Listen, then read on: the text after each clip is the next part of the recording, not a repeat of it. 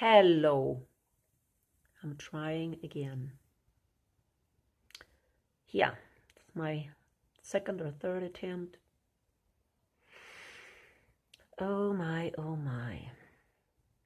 I want to thank you for praying for my daughter and for me. My daughter's doing better. And yeah, I think today was my worst day. I usually get affected a couple days later because I'm trying to be the strong man in the relationship or in the situation. And then I fall. I collapse. But yeah, I'm doing okay too today, knowing that my daughter is getting better. But today I want to talk about or continue the timeline that I started in my last video. My last video, I talked about the imminent rapture. And when I talk imminent, I'm talking about could be this year. But you know that I believe that the rapture will happen during the Feast of Trumpets. And the signs that we're seeing today. And today I want to continue what's going to happen. I addressed a little bit the wrath of God and that the day of the Lord will start all this. So when the time of the Gentile is over and the day of the Lord starts, the rapture will happen. The wrath of God will start, most likely 4 years.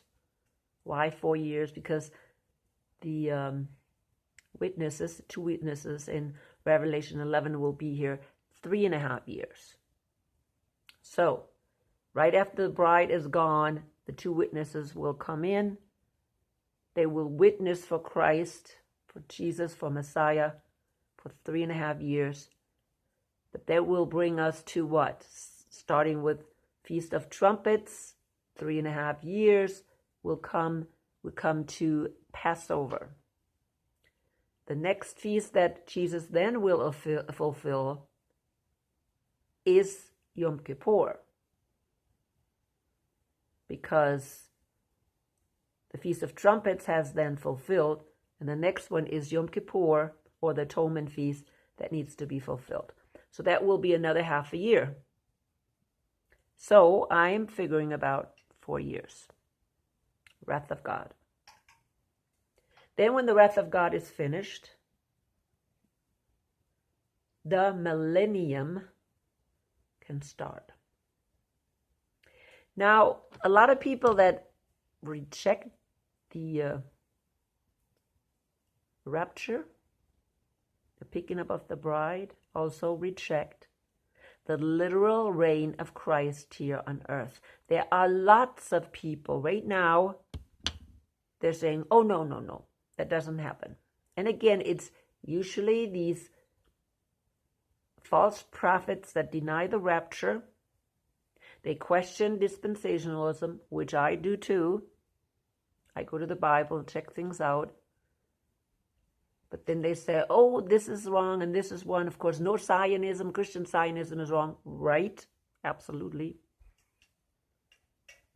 But then they say, oh, Christ will not literally reign. And I'm wondering, are they really read the Bible? Of course, we need to go to the Old Testament. Isaiah writes a lot about this millennium, the reign of Messiah on this earth. Today, I want to go to Zechariah and look at Zechariah's prophecy about the New Jerusalem. And there's several. I like to read Zechariah quite a lot. There's a lot of good information in it. And so I'm going to start with Zechariah 2:10. Shout and be glad, daughter Zion, for I'm coming and I will be among you. Okay, here again. I'm coming and I will live among you. I hope you heard that, declares the Lord. Many nations will be joined with the Lord in that day and will become my people. Please remember my people. Who is that? Many nation? Is that just the Jews? No. Is that just Israel? No. It says many nations. That means everybody from every nation that believes in Messiah. They will become his people. We know if you have studied Paul, you know that the new covenant includes Gentiles and Jews. Doesn't matter if you're a Jew, which you can even prove, or a Gentile.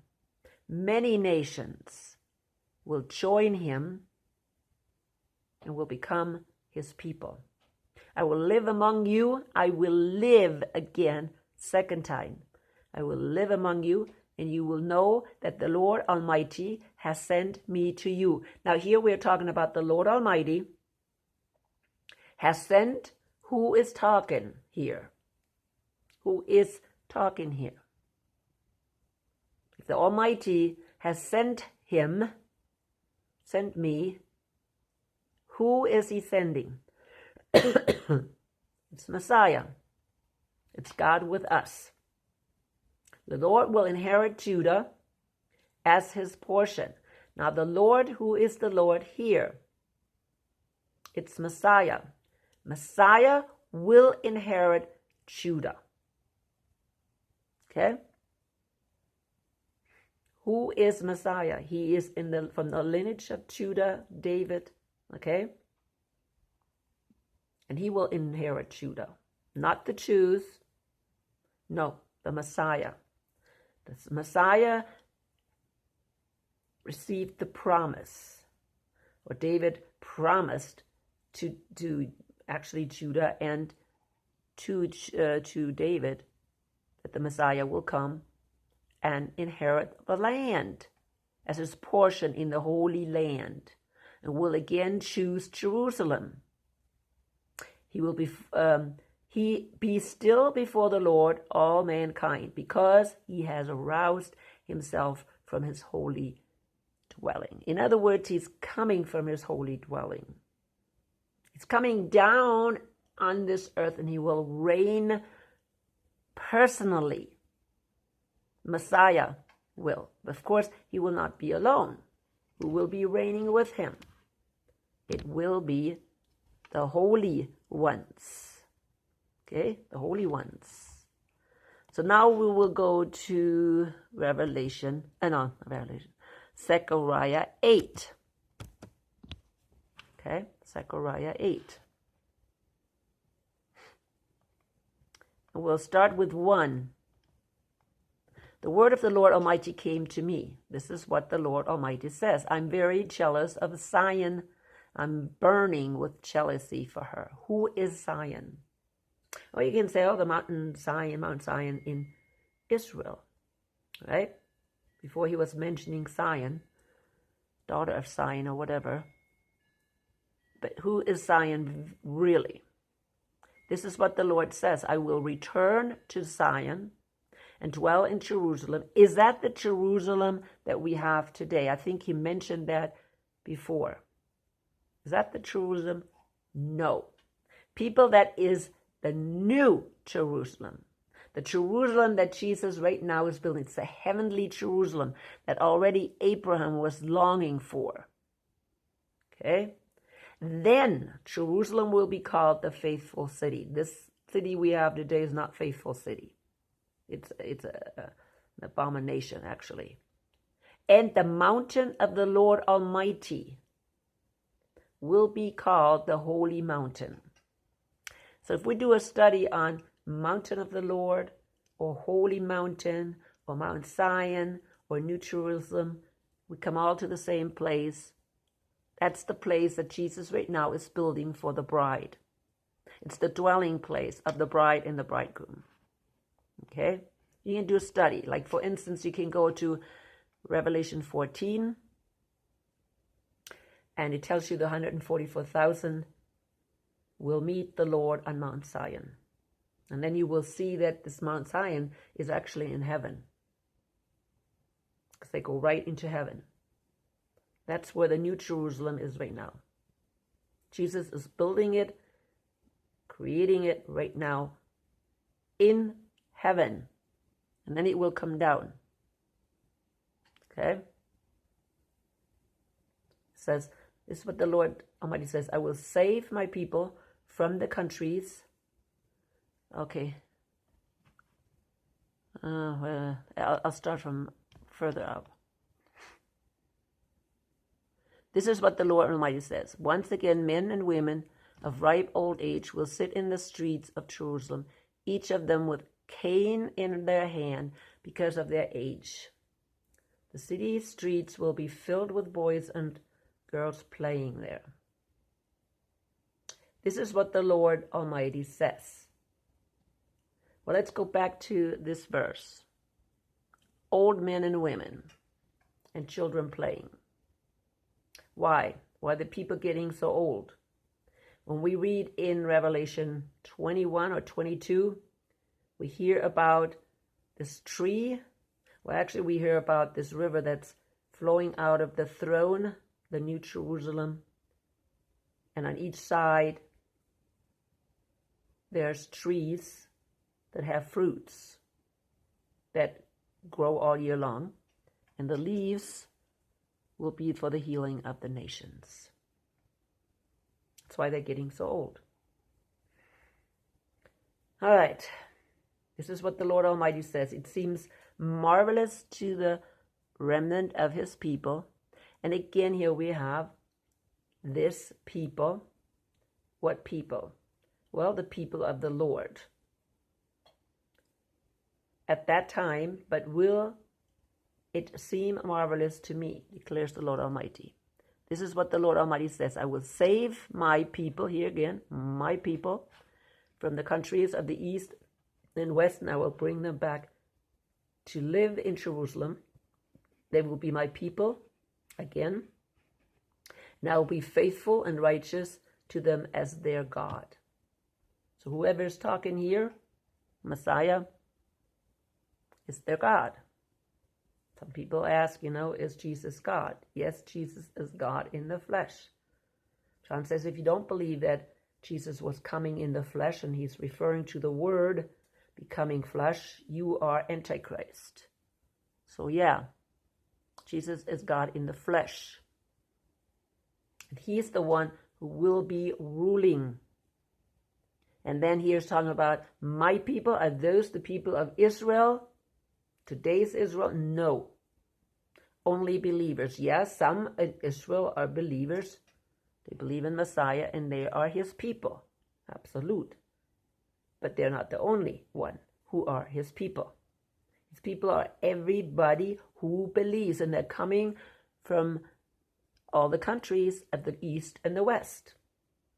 All the countries, they will come because they are believers in Messiah. That's not the bride. Because the bride is in heaven with Jesus. They're not coming. They don't have a human body anymore. So they're not coming to Jerusalem. They will be in Jerusalem when Jesus comes down and brings Jerusalem with him.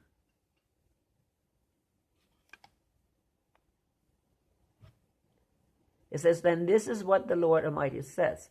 Now hear these words. Let your hands be strong so that the temple may be built. I want to add this, because if you really read Zechariah, it tells you who's going to build the temple. Or what the temple is, you have to go to Paul to figure out what the temple is. Zechariah tells you clearly in chapter 6, that the Messiah will build the temple. And you know from Paul that the temple are the holy ones, his church, his believers, his bride. Okay? So now I want to go to 8. Oh, I already did 8. Okay. Now I want to go further down to 22. All right, and that's in chapter 8. And many people and powerful nations will come to Jerusalem to seek the Lord Almighty and to entreat him. So, he's telling you again that mighty nations will come to Jerusalem. What Jerusalem is he talking about? The holy mountain, the mountain of God. He's talking about the new Jerusalem. Now let's go to chapter 9. I think I want to read all those because that's Zechariah for you. Zechariah is telling you that Jesus will reign here.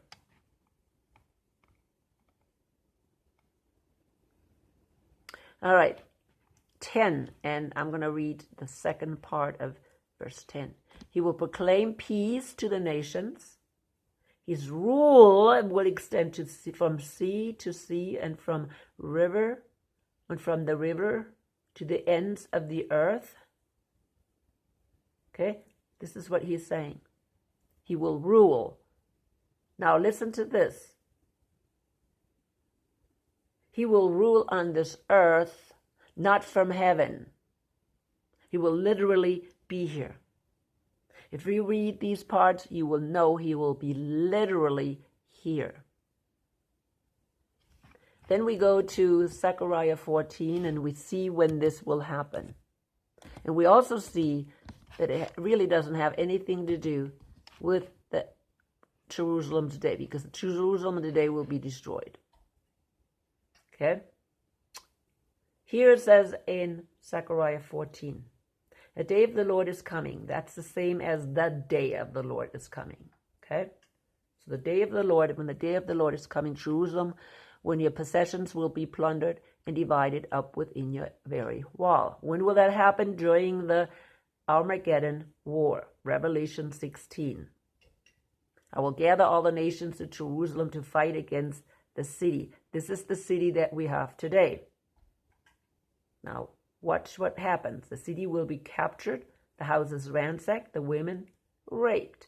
Half of the city will go into exile, but the rest of the people will not be taken from the city. Then the Lord will go out and fight. So read everything. And then his foot will step on Mount Olives. Okay? And the Mount Olives will split in two. And there will be a great earthquake, people. Big earthquake. I don't know how much of the city will fall, but he says it in some other place, how much of the city will fall.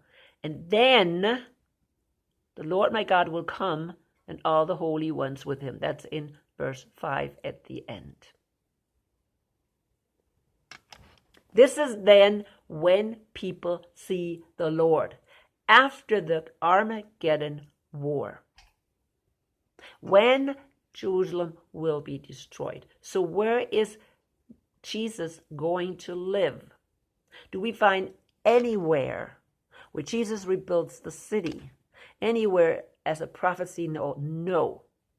We only know that the new Jerusalem comes down, and that's where the Lord will live. The holy mountain, Mount Zion, the new Jerusalem, the mountain of the Lord. I've done a lot of videos about that, and you can maybe look up Millennium or something, or Revelation. I did some videos about that. Just wanted to do a new one specifically on Zechariah. And then he continues and says, on that day there will be neither sunlight nor cold, frosty darkness. It will be a unique day, a day known only to the Lord, with no distinction between day and night. It will be very significant. Okay? On that day, living water will flow from Jerusalem. Not the Jerusalem today, the one we have now, but Jesus' Jerusalem, New Jerusalem, the holy Jerusalem, the heavenly Jerusalem. Living water, we'll see that in Revelation in a minute. I'm going to go there. So keep that in mind. Holy water, and that day, living water will flow out from Jerusalem. Half of it to the east to the Dead Sea, and half of it west to the Mediterranean Sea in summer and in winter. Remember, this is the millennium right now. And they will have water there. Okay? The millennium will have water. When Jesus is here, reigning in Jerusalem, water will flow out of the New Jerusalem. And we'll see that in a minute. And then it says in 9, the Lord will be king over the whole earth.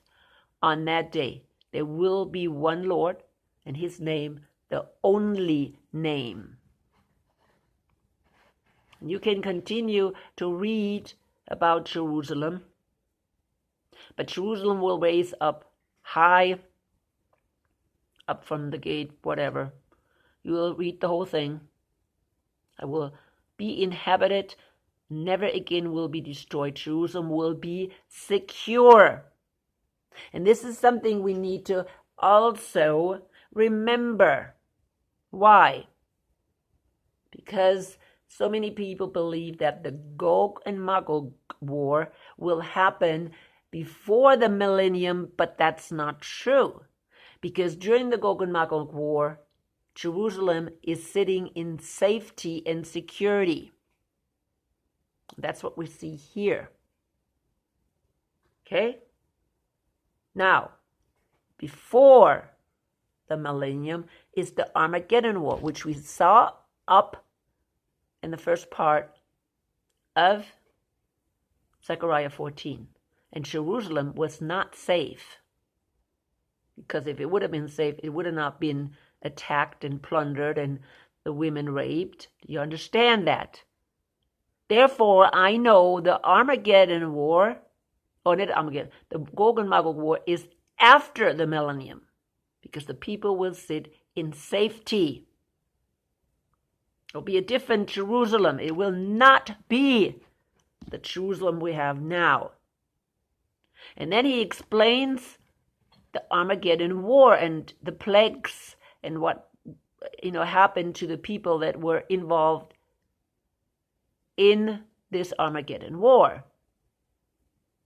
And then in 16 he's saying, then the survivors of all nations that have attacked Jerusalem, because they will attack today's Jerusalem, right, and destroy it, will have to come every year to worship the King, the Lord Almighty, to celebrate the Festival of Tabernacles. If any of the people of the earth do not go up to Jerusalem to worship the King, the Lord Almighty, they will also have no rain. Okay? So you can continue the rest of it. And it tells you clearly that the rain is here on earth. It's not something that, he is raining from heaven, and no, he is personally here. He's personally here. And of course, his bride is with him, and his bride is reigning with him. So now we're going to go to Revelation 20 and 21 to see why people are confused. Goodness sakes, why so they confused and come up with this idea that, this New Jerusalem, right, is coming down after the earth is destroyed. That's what a lot of people actually think, and that's what makes them all crazy. Eh? And they're saying, there's no millennium, no real millennium, and no rain, and you know what? It's just one hogwash after another. So let's go there. Now, I hope all of you know that the chapters of the Bible and the verses were added later. Matter of fact, I believe around 1600. Okay? And the person who did it, I'm not so sure if he really, everybody makes mistakes, right? But he made a really crucial mistake. And I know that crucial mistake was actually between Revelation 20 and 21. Why is that a crucial mistake? Because that way people don't understand that the city is coming down during the millennium, at the beginning of the millennium. Come on, think about it. Where is Jesus and his bride living when he's reigning here?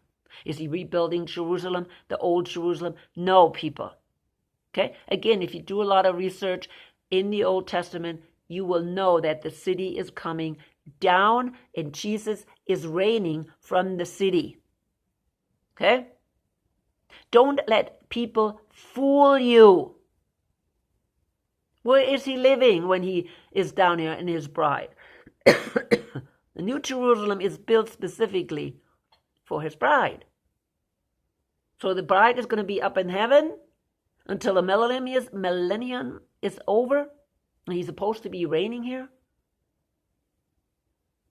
Okay? But the reason, because they placed, whoever did this, placed the chapter wrong, that's why people are confused. So the last verse in chapter 20 says, and anyone whose name was found written in the book of life was thrown into the lake of fire. Now that is the end of the millennium, but not quite. We need to read the next verse of 21, and that is the real final end. Okay? What does it say? Then I saw a new heaven and a new earth, for the first heaven and the new earth had passed away, and there was no longer any sea. That is the end of the millennium. That is the end of the 7,000 years of humankind. When there's no sea, there are no animals, there are no humans, there are no plants. Everything will be different. You understand that? And when we continue with the holy city and New Jerusalem, we know that there is water. Okay? So, it doesn't make sense that this holy city is coming down on an empty planet, because if it comes down on an empty planet with no humans, how can the nations come to Jerusalem every year? What we just read. Now, people, you're going to have to use your brain. Okay? You're going to have to use your brain. And I know people want to mislead you. Don't let yourself be misled. Okay? Use your brain. So what I'm saying here is, this is the end, really should be the end of chapter 20. Now, chapter 21 should start with verse 2. I saw the holy city, the new Jerusalem, coming down out of heaven from God, prepared as a bride, beautifully dressed for her husband. That is the start of a new vision. If you know about Revelation, is not chronological. Sometimes it goes back and shows you more about a certain period. Okay? You should know that. My cat is coming, giving me a hard time here. So you should know it's not chronological. See, if people think it's chronological, then they think, oh, this is next. That means, oh, yeah, the earth is gone now. The holy city is coming down. That should be next. No, this is a new vision. Did he talk about in chapter 20, when he talked about the millennium, about the new city? Did he talk about the bride, where the bride is living? Did he talk about anything about the millennium? No. That's because now John has a new vision, and he's going back to the beginning of the millennium. And that's when he's seeing the holy city coming down. People, doesn't that make sense? When you read now the description of the New Jerusalem, it should make sense that it's here on earth, with the people here on earth, with the animals, the humans. Huh? And it will have water. Because what did we read in Zechariah? There's going to be a river flowing out of the city to the Mediterranean, to the Dead Sea, I believe. Okay? And we see the same thing now described twice. He describes the new city. He has a vision of the new city, and you have to know where to put it. This is not after the millennium, after everything is destroyed. It says right here, new earth, new earth, okay, new heaven, new earth, and no sea. You have no sea, you have no human beings, you have no animals. Period. You have no water. And then I heard a voice from throne saying, look, God's dwelling place is now among the people. Ha! He will dwell with them. When is he going to dwell with them? People. Human beings. When is he dwelling with them? Hello? Doesn't that make sense? During the millennium. Not when everything is destroyed and no human beings are left. They will be his people. And God himself will be with them and be their God. He will wipe every tear from their eyes. There will be no more death. Now he is talking about here again, there will be no more death. But this is only referring to the saints. This is not referring to the humans, even though the humans we will see in a little bit that they will get old because of the leaves of this tree, or the trees. Okay?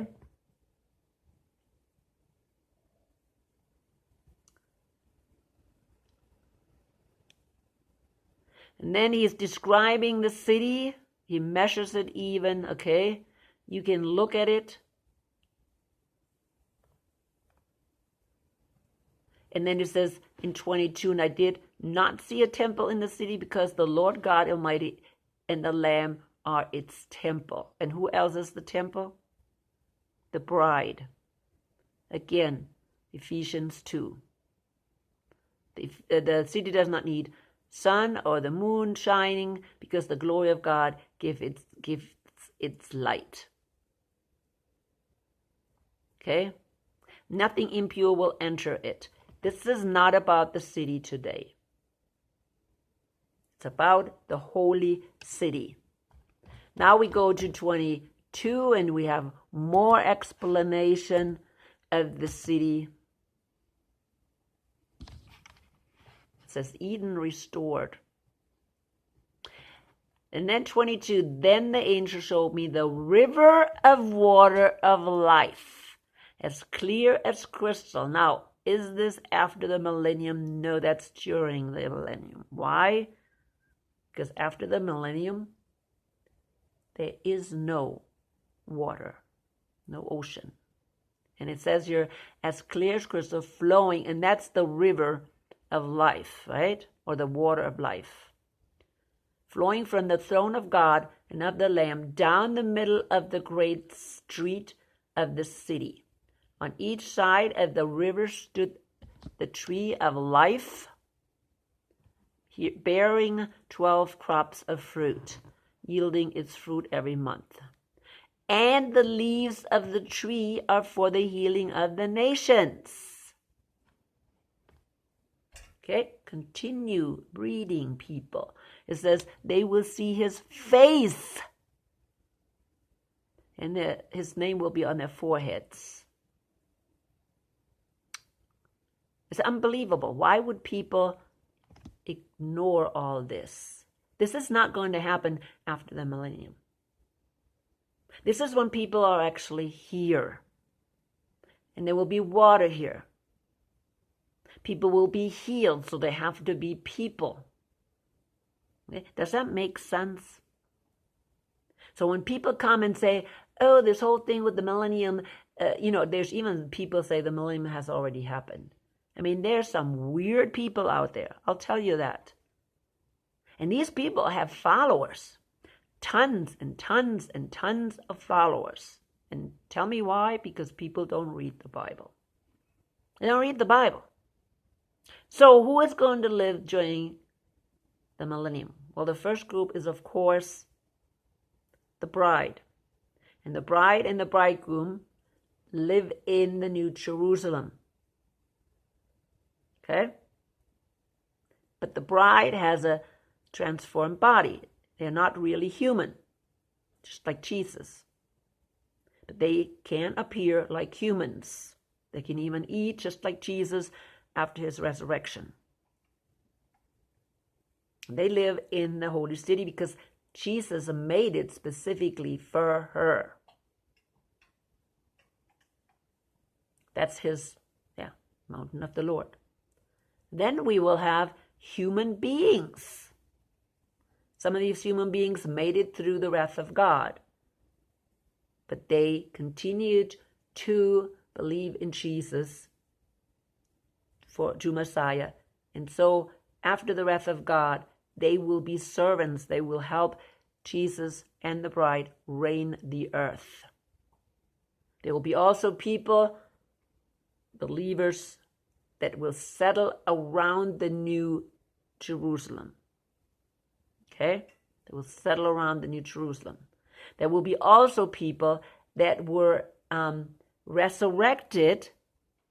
If you look at chapter 20, because they were beheaded, and they come back to life. But when they come back to life, they only have a human body. Okay? And these people were the sealed, that were sealed in chapter 7, 144,000 sealed. And they are the ones that will be invited to the wedding supper. You can see that in Revelation 20.